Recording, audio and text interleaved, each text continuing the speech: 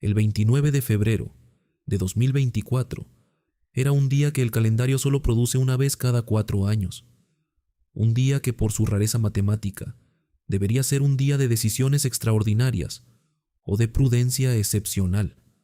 Ese día Norberto Rivera Carrera, cardenal emérito de la Iglesia Católica, exarzobispo primado de México durante 22 años, hombre que en el momento de su ordenación sacerdotal pronunció el voto de pobreza, que la tradición de la Iglesia define como la renuncia voluntaria a la posesión de bienes materiales, para seguir más de cerca a Jesucristo, que vivió una vida sencilla y sin posesiones materiales. Y en ese hombre de 81 años, con 30 años de expediente, verificado acumulado sobre su nombre, en los archivos de la FGR y del FBI y de la SCJN y de los tribunales civiles de California, decidió hacer lo que cualquier persona, con ese expediente, y con esos votos, y con esa historia, debería haber evitado con la misma determinación con que se evitan las decisiones que hacen imposible seguir fingiendo que nada ocurre. Compró 2 departamentos de lujo en el edificio más alto de la Ciudad de México, los departamentos 4201 y 4205 de la Torre Residencial Mítica, ubicada en el sur de la capital, el edificio más alto de México, con sus más de 200 metros de altura y sus 42 pisos de apartamentos exclusivos, con vista panorámica sobre la ciudad más grande del mundo hispanohablante. Ni Rivera compró los 2 departamentos a Banco Actinver por un total verificado de 23.297.000 pesos, más de $1 millón al tipo de cambio del momento, pagados y registrados ante el Registro Público de la Propiedad de la Ciudad de México. Y luego Rivera hizo algo que en el contexto de su expediente resulta tan revelador como la compra misma. Promovió un amparo ante los tribunales federales para no pagar los impuestos de adquisición que el gobierno de la Ciudad de México le cobró por esa transacción. Y ganó. Una jueza federal declaró inconstitucionales los artículos del Código Fiscal Capitalino, y el gobierno de la Ciudad de México fue obligado por resolución judicial a devolverle más de 1.400.000 pesos al cardenal emérito, que hizo voto de pobreza y que vive en el piso 42 del edificio más caro de México. Esa secuencia de hechos no es simplemente la historia de un cardenal que contradice con sus acciones los votos que pronunció hace décadas. Es la historia de alguien que después de 30 años de expediente verificado, después de denuncias ante la PGR y ante la FGR, después de un amparo histórico de la SCJN, después de una investigación del FBI sobre su hombre de confianza, después de demandas civiles en California, decidió que ninguno de esos hechos era razón suficiente para comportarse de manera diferente. Y decidió que podía comprar el piso 42 del edificio más alto de México, y que nadie con la autoridad suficiente para producir consecuencias proporcionales a esa decisión iba a hacer nada al respecto. Y hasta el momento en que este documental fue producido, esa evaluación había resultado ser correcta. 72 días después de que Rivera comprara esos departamentos, el Papa Francisco murió, y el hombre que asumió el papado, el 8 de mayo de 2025, recibió junto con todos los demás expedientes, el expediente completo de Norberto Rivera, el expediente que lleva 30 años acumulándose con una consistencia que ningún análisis honesto puede ignorar. León XIV tiene ese expediente, y tiene también las palabras que pronunció en el Coliseo Romano esta Semana Santa, sobre toda autoridad que responde ante Dios, y sobre quienes creen tener una autoridad sin límites, que pueden usar y abusar a su antojo. Analizamos el expediente verificado y documentado de Norberto Rivera Carrera, desde el caso del padre Nicolás Aguilar, hasta los departamentos del piso 42 de la Torre Mítica, la investigación del FBI sobre su hombre de confianza Fernando Peiro, el amparo histórico de la SCJN de 2020, y la conexión directa entre todo ese material y el momento que León XIV enfrenta hoy con las palabras del Vía Crucis, como el estándar que él mismo estableció para evaluar su propio pontificado. Si alguna vez te preguntaste cómo es posible que un cardenal con 30 años de expediente verificado pueda comprar el departamento más caro del edificio más alto de México sin que ninguna autoridad eclesiástica produzca una respuesta proporcional a ese acto. Este documental es la respuesta más completa y más honesta que existe en español. Suscríbete a este canal, porque eso es exactamente lo que hacemos aquí, para entender completamente lo que la compra de los departamentos 4200, 1 y 4205 de la Torre Residencial Mítica significa. Hay que entender qué es la Torre Mítica. Es el edificio residencial más alto de México y uno de los más altos de América Latina, con sus más de 200 metros de altura. Y no es simplemente un edificio caro, en el sentido en que cualquier inmueble en las zonas residenciales exclusivas de la capital puede ser caro. Es el edificio caro por excelencia de la Ciudad de México, en este momento específico de su historia. El edificio que representa con más precisión que cualquier otro la concentración de riqueza en manos de quienes tienen la capacidad de acceder a lo que la mayoría de los habitantes de esa misma ciudad no puede ni considerar como posibilidad. El precio verificado de esa compra es de 23.297.000 pesos. En el contexto de México, en 2024, esa cifra merece ser examinada con la atención que su escala requiere. El salario mínimo en México, en 2024, era de aproximadamente 248 pesos diarios. Eso significa que un trabajador mexicano que gana el salario mínimo necesitaría trabajar más de 94,000 días para ganar lo que Rivera pagó por esos 2 departamentos. Más de 257 años de trabajo continuo, sin gastar un solo peso de su salario. Rivera nació el 6 de junio de 1942 en Tepehuanes, Durango, un municipio serrano donde la pobreza no es una estadística, sino la condición de vida cotidiana de la mayoría de sus habitantes. Rivera creció en ese contexto. Conoció desde niño lo que significa vivir sin los recursos que la Torre Mítica representa en su versión más extrema, y en algún momento de su trayectoria eclesiástica tomó los votos que la tradición que eligió abrazar le exigía pronunciar con la convicción de alguien que entiende lo que significan.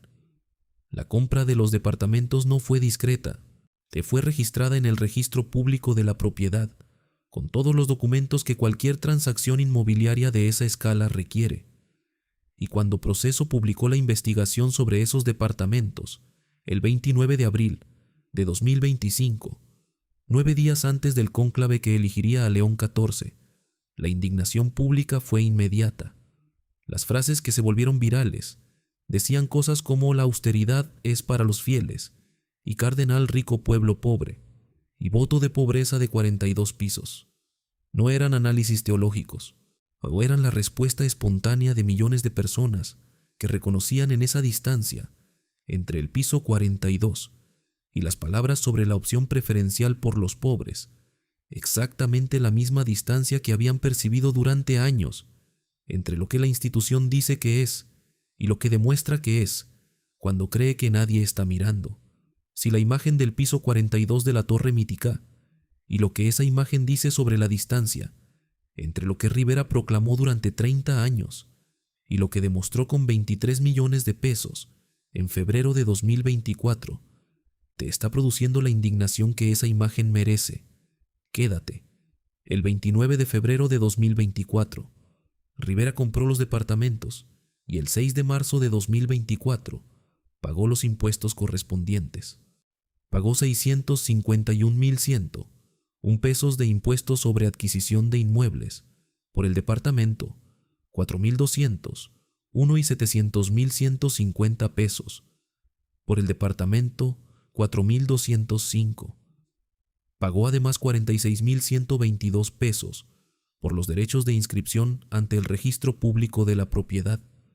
En total, el erario público de la Ciudad de México recibió de Norberto Rivera aproximadamente 1,397,373 pesos por esa transacción. El 20 de marzo de 2024 Rivera promovió un amparo alegando que los montos cobrados eran desproporcionados e inconstitucionales. El 23 de mayo de 2024, la jueza Blanca Lobo Domínguez, del Juzgado 12º de Distrito, en materia administrativa de la Ciudad de México, le concedió el amparo declarando inconstitucionales los artículos del Código Fiscal Capitalino. El gobierno de Clara Brugada impugnó la resolución. El cuarto tribunal colegiado en materia administrativa confirmó el fallo en diciembre de 2024. Y el monto final que el gobierno de la Ciudad de México tuvo que devolver a Rivera fue de 1,437,073 pesos con 78 centavos. El hecho de que Rivera tuviera derecho legal a impugnar los impuestos no significa que la decisión de hacerlo sea compatible con los valores que él mismo proclamó durante 30 años desde los altares y las conferencias de prensa de la Arquidiócesis de México.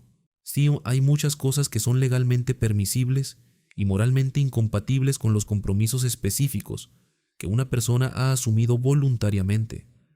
La compra de 23 millones de pesos en departamentos de lujo seguida inmediatamente de un amparo para recuperar los impuestos de esa compra es el tipo de acto que una persona que ha vivido con coherencia los valores que proclamó no haría aunque tuviera el derecho legal de hacerlo.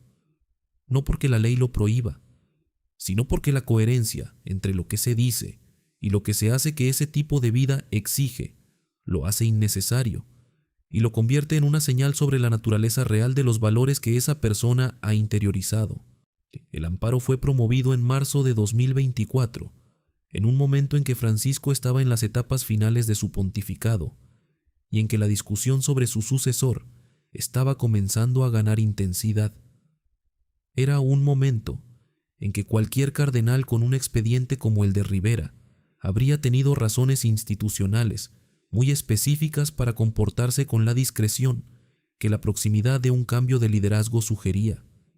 En lugar de eso, Rivera compró los departamentos y promovió el amparo, de una manera que era completamente pública, porque las transacciones inmobiliarias y los amparos judiciales son registros públicos, lo que significa que Rivera no solo tomó esas decisiones, sino que las tomó sin considerar necesario ocultarlas.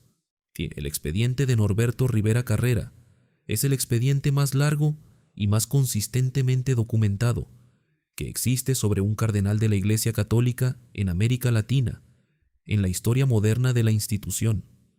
Un expediente que comenzó a construirse en los años 80, cuando Rivera era obispo de Tehuacán en Puebla, y que en 2025 incluye elementos que abarcan 4 décadas de contradicciones verificadas. Nicolás Aguilar Rivera, sacerdote católico, fue acusado de abusar sexualmente de menores en Tehuacán durante los años en que Rivera era el obispo responsable de esa diócesis. Lo que Rivera hizo con esas denuncias es el primer elemento del patrón que los 30 años siguientes repetirían con una consistencia que ningún análisis honesto puede atribuir a coincidencias. May Rivera transfirió a Aguilar de Tehuacán a la Arquidiócesis de Los Ángeles en California. No lo denunció ante las autoridades mexicanas. No alertó a la comunidad que lo recibía sobre las acusaciones que existían en su contra. En Los Ángeles, Aguilar abusó de más niños. El caso de la colaboración entre Rivera y el cardenal Roger Mahony en la transferencia de Aguilar se convirtió en uno de los ejemplos más documentados de la práctica que los investigadores del abuso clerical llaman el sistema de transferencias. El 19 de diciembre de 2016, Rivera pronunció en una conferencia de prensa la frase que se convertiría en el punto de partida de la segunda fase del expediente.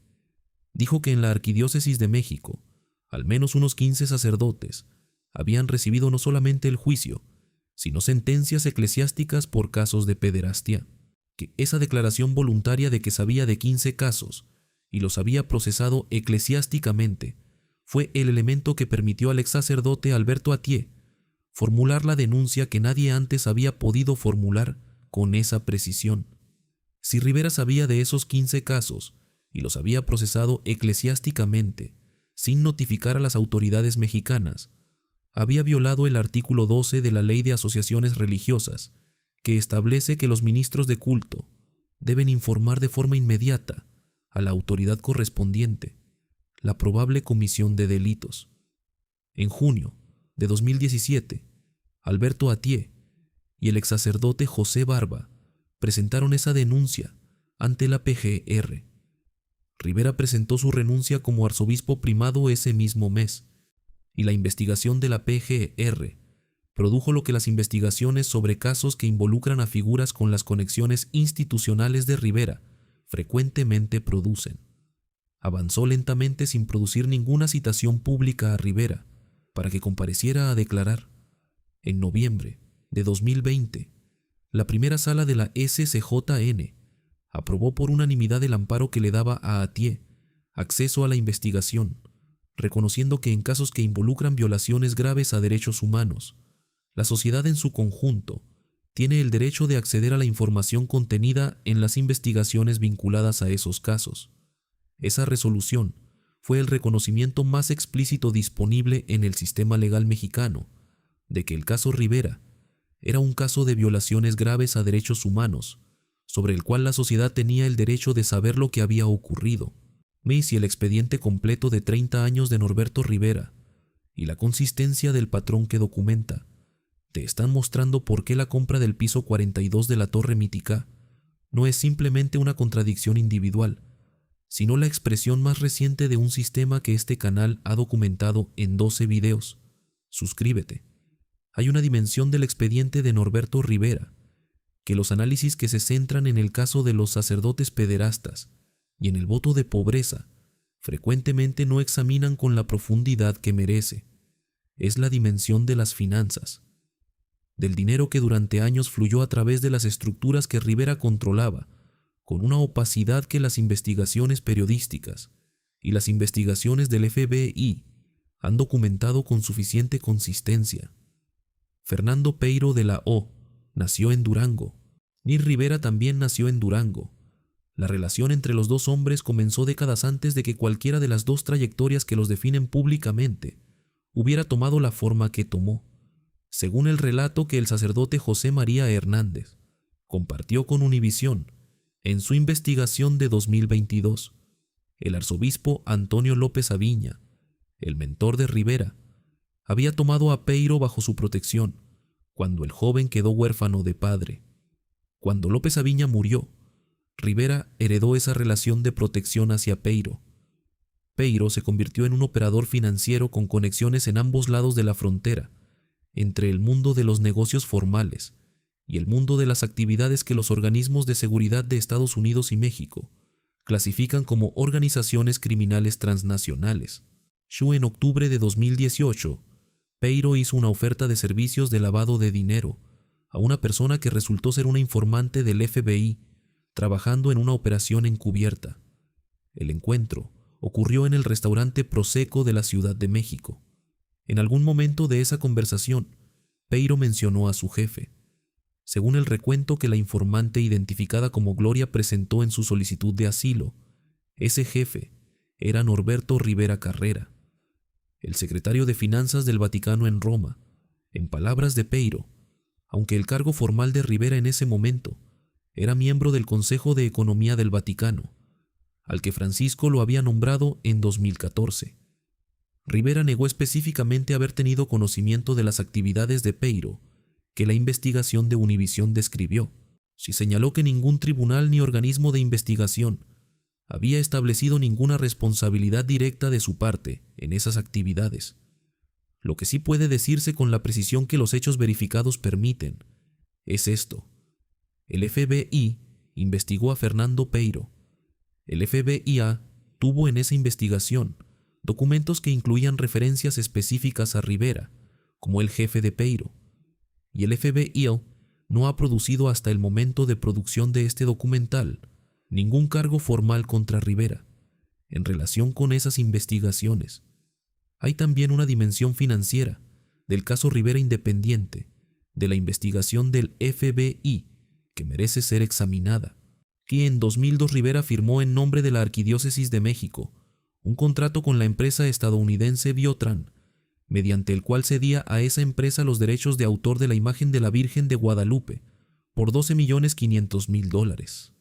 Esa transacción produjo la indignación de grupos de católicos que argumentaban que la imagen más venerada del catolicismo mexicano no podía ser objeto de una transacción comercial de ese tipo.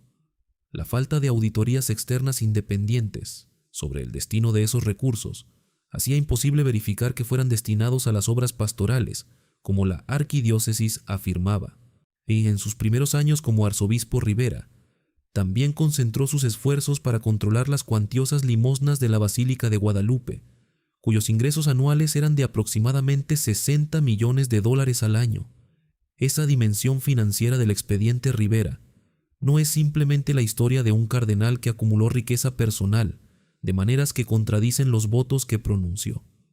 Es la historia de alguien que construyó durante décadas una relación con el dinero y con las personas que lo tenían, que operaba de maneras que las instituciones formales de supervisión de la Iglesia y del Estado mexicano nunca evaluaron con la seriedad que la escala de esas relaciones habría justificado. El voto de pobreza en la Iglesia Católica no tiene una definición única que aplique de manera idéntica a todos los clérigos en todos los contextos. Los sacerdotes diocesanos no hacen el voto de pobreza en el mismo sentido técnico en que lo hacen los miembros de las órdenes religiosas, pero el compromiso de los sacerdotes diocesanos incluye el principio que el Código de Derecho Canónico y los documentos del Vaticano sobre la vida de los obispos describen con suficiente claridad. El Canon 282 establece que los clérigos deben llevar una vida sencilla y abstenerse de todo lo que tenga apariencia de vanidad. Y ninguna lectura honesta de ese principio puede concluir que 23 millones de pesos en departamentos de lujo son compatibles con el espíritu de ese compromiso. Y hay un contraste específico que en el contexto de este documental merece ser articulado con precisión. El 29 de febrero de 2024, el día en que Rivera firmó la escritura de los departamentos en la Ciudad de México, había exactamente el mismo número de personas sin acceso a agua potable en sus hogares que había el día anterior. El mismo número de familias viviendo en asentamientos irregulares, sin servicios básicos, a pocos kilómetros del edificio donde Rivera compraba su piso 42. Esas personas son las personas sobre las que Rivera predicó durante 22 años como arzobispo primado, y son las personas cuya dignidad hace que el piso 42 de la Torre Mítica sea no simplemente una contradicción entre el voto de pobreza y la vida de lujo, sino una afirmación sobre a quién sirve realmente el poder que la institución le otorga a quien lo ejerce, sin la coherencia que ese poder exige. Francisco dijo durante 12 años que quería una iglesia pobre para los pobres. Rivera compró el piso 42 de la Torre Mítica mientras Francisco agonizaba. León XIV dijo en el Coliseo romano que toda autoridad responde ante Dios. La pregunta que esa secuencia produce sobre lo que León XIV va a hacer con el expediente de Rivera es la pregunta que los próximos meses van a responder con la precisión que los hechos verificados siempre producen cuando se les da el tiempo suficiente. Y si la historia de Fernando Peiro y del FBI y del dinero que fluyó a través de las estructuras que Rivera controlaba durante décadas, y la distancia entre el voto de pobreza y el piso 42 te están mostrando el expediente más completo disponible sobre la impunidad sagrada en México, quédate. Hay una pregunta que el expediente de Rivera produce inevitablemente cuando se examina en el contexto del pontificado de Francisco. La pregunta sobre por qué el Papa, que durante 12 años proclamó con más consistencia que ningún otro Papa anterior la necesidad de una iglesia pobre para los pobres, no produjo una respuesta institucional proporcional al expediente de Norberto Rivera durante los 12 años en que tuvo la autoridad y la visibilidad necesarias para producirla. Ni Francisco aceptó la renuncia de Rivera como arzobispo primado de México en diciembre de 2017. En ese momento, la denuncia de Alberto Atié ante la PGR llevaba 6 meses y había sido cubierta por los principales medios mexicanos. Francisco aceptó la renuncia. No produjo ninguna declaración que indicara que esa aceptación iba acompañada de una investigación formal sobre la conducta que había generado esa cobertura, y no produjo en los 7 años y 4 meses que siguieron entre diciembre de 2017 y su muerte en abril de 2025 ninguna respuesta institucional verificable, proporcional a lo que el expediente documentaba. En agosto de 2022, la investigación de Proceso y Univisión sobre Fernando Peiro y el FBI fue publicada nombrando a Rivera de manera específica. Era imposible que esa publicación no llegara al conocimiento de Francisco y de los organismos vaticanos responsables de supervisar la conducta de los cardenales, y sin embargo, no produjo ninguna respuesta institucional verificable. En abril de 2025, 9 días antes de que Francisco muriera, Proceso publicó la investigación sobre los departamentos de la Torre Mítica, y Francisco murió sin haber producido una respuesta institucional verificable al expediente del cardenal emérito, que había comprado el piso 42 del edificio más alto de México mientras el Papa agonizaba. Francisco fue un reformador genuino en muchos aspectos de su pontificado, pero también fue un reformador con límites, con la tendencia de priorizar el cambio en el tono y en la dirección general de la institución sobre el ajuste de cuentas específico con individuos cuyas conductas contradecían los valores que ese cambio de tono proclamaba. Una tendencia que en algunos casos produjo la coherencia que los valores proclamados exigían y que en otros casos produjo exactamente el tipo de silencio administrado sobre expedientes específicos que hemos documentado en los casos Bello y Maciel y Rivera. El resultado de esa combinación es que León XIV heredó en mayo de 2025 algo más complejo que simplemente el expediente sin resolver de Rivera. Heredó un conjunto de expectativas acumuladas durante 12 años de retórica sobre la Iglesia pobre para los pobres, que no habían sido completamente satisfechas con las acciones del pontificado que las produjo, y heredó la pregunta de si el pontificado de León XIV va a ser el que finalmente produce la respuesta que 30 años de expediente verificado exigen. La pregunta que León XIV no puede ignorar sobre el expediente de Rivera no es la pregunta sobre si Rivera es culpable de los actos que ese expediente documenta. Esa pregunta requiere un proceso que produzca una respuesta con las garantías que cualquier proceso justo exige. La pregunta que León XIV no puede ignorar es una pregunta más fundamental. Es la pregunta sobre qué hace la institución que lidera con los expedientes, que durante décadas produjeron silencio administrado, en lugar de las respuestas que los valores proclamados habrían exigido. Y es la pregunta sobre si las palabras del Vía Crucis, sobre toda autoridad que responde ante Dios, aplican de la misma manera a los cardenales que compran el piso 42 de los edificios más caros de las ciudades más grandes del mundo hispanohablante, que a los funcionarios de las instituciones seculares que la Iglesia critica cuando sus acciones contradicen los valores que proclaman. Para producir una respuesta al expediente de Rivera, que sea proporcional a lo que documenta León XIV, va a necesitar no simplemente la voluntad, sino también la disposición de pagar 3 costos específicos que esa respuesta va a producir dentro del sistema, que lo ha protegido durante 30 años. El primer costo es el de las relaciones institucionales. Rivera no es simplemente un individuo con un expediente incómodo. Es el representante más visible de una red de relaciones dentro del catolicismo mexicano y latinoamericano, que incluye figuras eclesiásticas, empresariales y políticas, cuya resistencia a cualquier respuesta institucional proporcional al expediente de Rivera forma parte del sistema que ha protegido ese expediente durante 30 años. El segundo costo es el de la relación con el gobierno mexicano. México es el segundo país más grande del mundo en términos de población católica, y la relación entre la Santa Sede y el gobierno mexicano tiene una historia de 30 años de gestión de las tensiones que el caso Rivera ha producido con una delicadeza que cualquier perturbación visible puede convertir en un conflicto diplomático con consecuencias para millones de católicos mexicanos. El tercer costo es el de la credibilidad retrospectiva. Actuar sobre el expediente de Rivera de una manera proporcional a su contenido significa inevitablemente producir la pregunta sobre por qué no se actuó antes. Si Rivera merece hoy una respuesta institucional proporcional, entonces la pregunta inevitable es por qué no la mereció durante los 12 años de Francisco y durante los 22 años de Juan Pablo II. Y esa pregunta no tiene una respuesta que proteja completamente la credibilidad de los pontificados anteriores. el 19 de febrero de 2026. León XIV le dijo a los herederos de Maciel que debían evitar toda forma de control que no respete la dignidad y la libertad de las personas.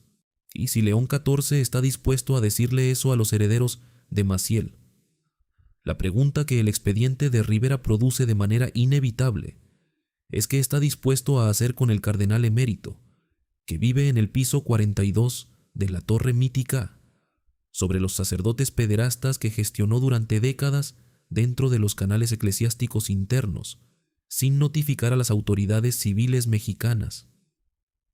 El 29 de febrero de 2024, Norberto Rivera firmó la escritura de los departamentos 4201 y 4205 de la Torre Mítica. El 21 de abril de 2025, Francisco murió. El 8 de mayo de 2025, León XIV asumió el papado. Y en algún momento entre ese día y el momento en que la historia de este pontificado pueda ser evaluada con la completitud que los pontificados requieren, la pregunta sobre lo que León XIV va a hacer con el expediente de Rivera va a tener una respuesta, no por declaración, sino por acción o por omisión, porque en la historia de las instituciones, la omisión es siempre una acción, el silencio siempre dice algo, y lo que dice el silencio sobre un expediente de 30 años, en el contexto de las palabras del Vía Crucis, es exactamente lo que este canal ha estado documentando durante 12 videos. Hay una imagen que este documental ha estado construyendo desde el primer capítulo y que ahora está en condiciones de ser articulada con la precisión que los hechos verificados permiten. Sí, es la imagen de dos realidades que existen simultáneamente en la misma ciudad en el mismo momento histórico. La primera realidad es el piso 42 de la Torre Residencial Mítica, los departamentos 4201 y 4205, el edificio más alto de México, la vista panorámica sobre la ciudad más grande del mundo hispanohablante, y el silencio de los 30 pisos de distancia entre el nivel del suelo y el piso 42, donde todo se convierte en una vista que la distancia hace estética y manejable. Ese es el lugar donde vive el cardenal emérito, que hizo voto de pobreza. La segunda realidad es la que existe en la dirección opuesta, las colonias populares de la Ciudad de México, donde las familias que no tienen los recursos de Rivera construyeron sus vidas con lo que el sistema les proporcionó. Son las víctimas de los sacerdotes que Rivera encubrió, que durante 30 años esperaron que la institución que los había fallado produjera la respuesta que merecían. La distancia entre esas dos realidades es la distancia que este documental ha examinado en sus 9 capítulos. Es la distancia entre lo que la institución dice que es y lo que demuestra que es cuando los archivos del Registro Público de la Propiedad registran una transacción inmobiliaria de 23 millones de pesos a nombre de un cardenal emérito que hizo voto de pobreza. Y es la distancia que León XIV tiene la responsabilidad de reducir con la honestidad que sus propias palabras del Vía Crucis exigen, si esas palabras van a ser algo más que la liturgia bien construida, que los reformadores que no producen hechos proporcionados a sus palabras siempre dejan como legado. Nos estamos observando, con la esperanza fundamentada en la evidencia que los 12 documentales de esta serie han construido, con la exigencia que las palabras del Vía Crucis hacen imposible no formular, y con la honestidad que la fe genuina y el periodismo genuino tienen en común cuando los dos se toman en serio. Si llegaste hasta el final de este 12º documental de la serie, es porque eres exactamente el tipo de persona que este canal necesita y que la Iglesia necesita. Alguien que puede sostener la esperanza sobre las posibilidades y la exigencia sobre los fallos simultáneamente, sin colapsar en el cinismo ni en la ingenuidad. Comparte este documental con alguien que también merezca tener esta perspectiva. Y suscríbete si todavía no lo has hecho, porque lo que viene a continuación en este canal va a seguir examinando las preguntas que importan con los hechos verificados que las sostienen.